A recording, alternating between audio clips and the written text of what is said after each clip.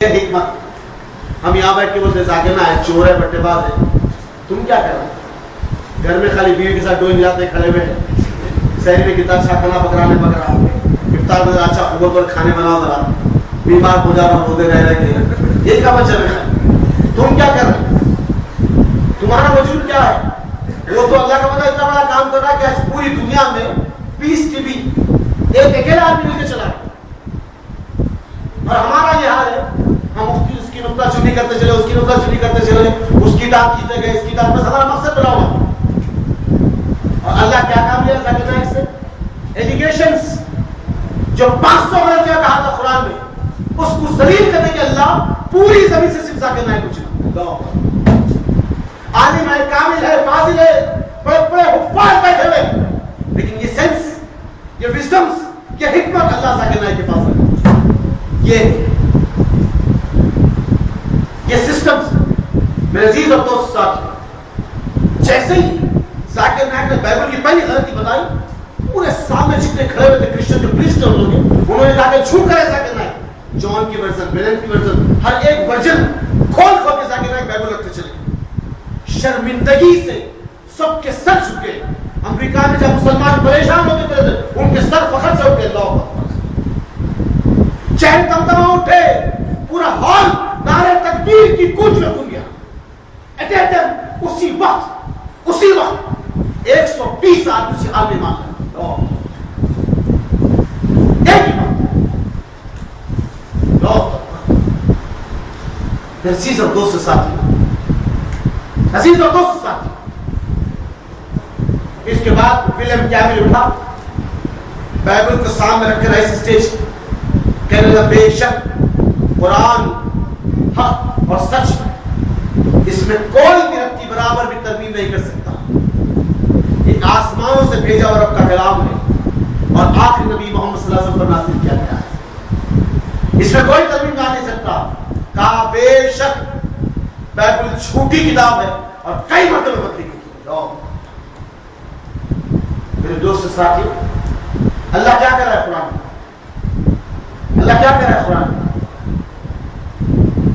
یہ وہ حکمت کی بات ہے، یہ وہ سر پہ چشمہ ہے دوستان، جو دنیا اس وقت پیاس ہے، اس کی پیاس کو بجانے کے لیے قرآن بھیجا گیا، میری آپ کی ذمہ داری ہے اس قرآن کو یہ دوسروں تک پہنچے، اور یاد رکھیے جتنے ایلیگیشن لگتے جائیں گے، چنا جائیں گے لوگ تسلیمہ نسرین کی شکل میں، آمنہ مدون کی شکل میں، اسرا نعمانی کی شکل میں، سلمان رشدی کی شکل میں، نہ جانے کس کس کی شکلوں میں سلیکٹ کیا جائے گا، اور چند مٹھی پر منافقوں کی شکل میں بھی آئیں گے، بدبختوں کی شکل میں بھی آئیں گے، اللہ کے کلام کو نیچا دکھانے کے لیے، لیکن اللہ ان کی زندگیوں کو ذلیل کر دے گا، لیکن اس کلام کو کوئی نیچا نہیں کر سکے گا انشاءاللہ۔ میرے عزیز اور دوست ساتھی، یہ تھا ایلیگیشنوں کا دور۔ اب آئیے صحابہ کا دور،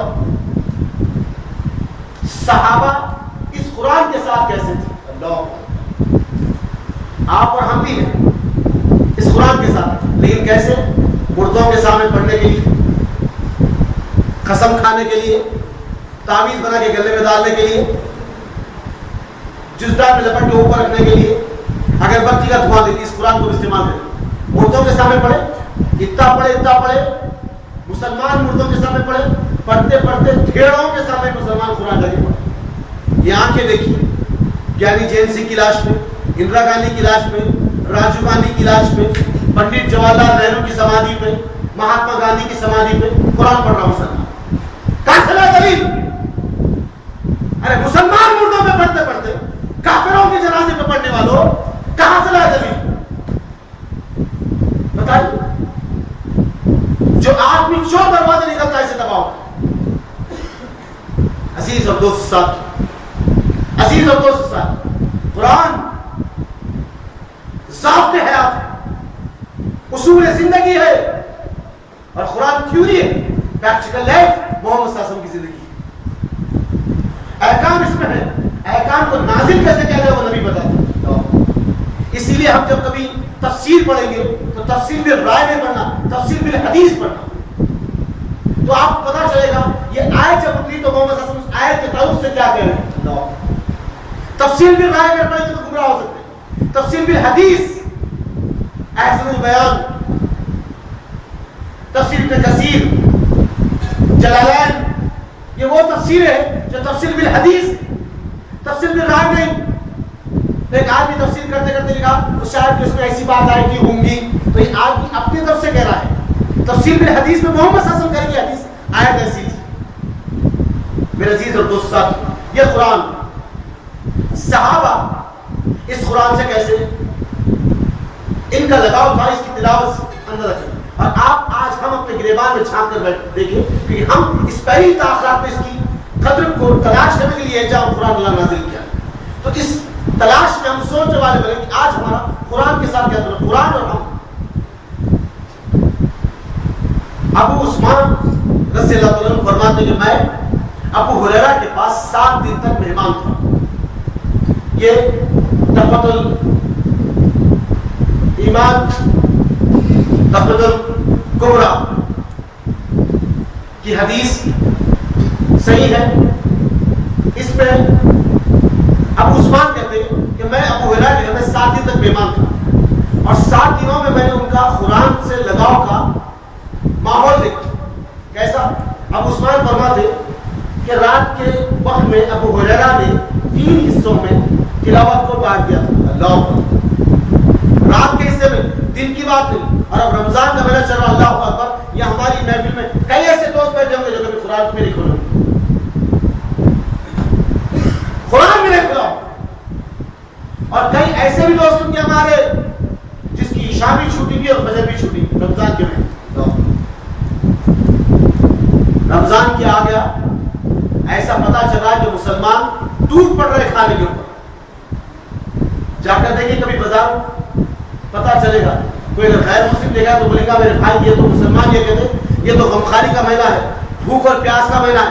کسی بھی اینگل سے بھوک اور پیاس کا مہینہ نہیں دکھ رہا ہے، کسی بھی اینگل سے بھوک اور پیاس کا مہینہ نہیں دکھ رہا ہے۔ ایسے بازاروں میں اب تک بھی 3 بجے رات تک پستہ ہاؤس، شاہ ہاؤس، نہ جانے کون کون سی ہوٹلوں پہ حریف سے بکری ہوگی۔ یہ کون سا مہینہ، کون سا مہینہ ہے میرے دوستوں؟ یہ حال ہے آج مسلمان کا۔ نہ جانے آج بازار سجے ہوئے، یہ مہینہ غمخواری کا تھا، جہنم کی آگ سے اپنے آپ کو بچا کر جنت کی وادی پر لے جانے یہ مہینہ ہے، لیکن ہم نے اس مہینہ کھانے اور پینے شاپنگ کا مہینہ بنا دیا۔ کئی ایسے مسلمان ہوں گے جس کی مغرب، عشاء، تہجد، تراویح بھی چھوٹ رہی۔ کیوں؟ حریص کی بھٹی میں بیٹھے جناب کہ ایک چمچہ بڑھ کے نہ چلے جائے۔ کیسے اٹھیں گے؟ اذان ہوتی تو ہو دو، مغرب ہوتی تو ہو دو، حریص کے پیسے تو ہو دو۔ ایسی دوست کس سمت یہ مہینہ نزول قرآن، نزول قرآن، لیکن اس مہینے میں ہمارا یہ حال، ہمارا یہ حال۔ صحابہ کا کیا تھا؟ ابو عثمان فرماتے کہ میں نے ابو ہریرہ کو دیکھا رات کے پہلے حصے میں، یعنی 11:30 کے بعد اٹھ کے آپ قیام میں ٹھہرتے اور طویل آیتوں کی تلاوت کرتے، طویل آیت 12، 12:30، 1 بجے تک 2 گھنٹے تلاوت میں ٹھہرتے، قرآن کو پڑھتے اندر آنکھ سے آنسو بہاتے ہیں۔ اس کے بعد اب وہ جب سلام پھیر دیتے، ان کا خیام جب ختم ہوتا تو اپنی بیوی اور بچوں کو اٹھاتے، وہ خیام میں ٹھہرتے۔ اب عثمان فرماتے کہ میں نے ابو ہریرہ کی حرکات کو، اپنے چالو چلن کو دیکھا ہے، قرآن کو پڑھنے کے انداز کو دیکھا ہے۔ وہ اپنے بیوی بچوں کو اٹھاتے، وہ ٹھہر جاتے، وہ ٹھہر جاتے۔ اس کے بعد طویل آیت کی تلاوت ہوتی، وہ جب سلام پھیر دیتے تو ان کے بعد ان کے گھر کے نوکر چاکر اٹھتے۔ اس لیے اللہ تعالیٰ نے کیا فرمایا؟ اللہ نے کیا فرمایا؟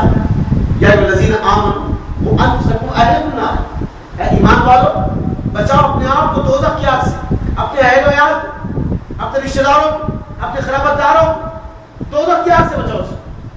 یہاں صحابہ سیلفش نہیں تھے، میرا میرا میرا، وہ اپنے ساتھ اپنے بیوی بچوں کی پرواہ کرتے تھے، اور بیوی بچوں کے ساتھ ان کے جو ماتحت رہنے والے لوگ ہیں، ان کی کسٹڈی میں رہنے والے لوگ، ان کے نوکر چاکر، وہ بھی دوزخ کی آگ سے بچے۔ یہ ہے